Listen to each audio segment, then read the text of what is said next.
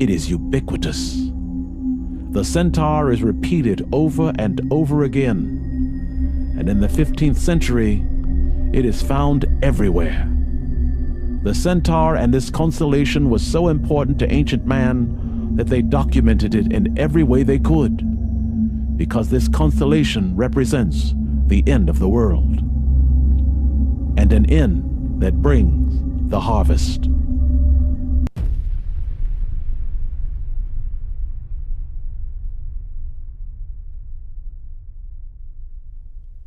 The taking of human beings comes from this constellation, and they come to this earth for one purpose: to do battle with man.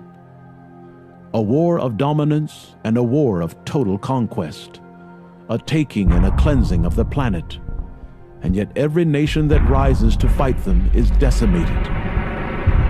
In the end, when Centaur comes to this earth, we will need God, and we will need great powers to fight on our behalf, for we have not the technology to war with them alone. This knowledge is found all over the ancient world, and yet in our day we find this knowledge to be absurd and impossible. This unintelligent repose is an example of why we are always behind the other civilizations that came before us. There is something out there. There is something that waits for us, and the hope is that we find them before they find us. Every nation on this earth has its ears trained to the skies, listening for Centaur and any sign of their coming or sign of alien life. To this day, we have never heard any sign of alien life, and no sign even of their existence. And yet the only intelligent sign of life we have ever received was so massive and so powerful that it sent fear through everyone that heard it.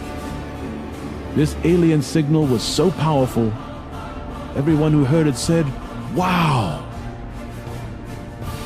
This great signal came from a distant constellation in space, a constellation called Sagittarius. And what is frightening about this constellation is the fact that the ancients called it Centaur.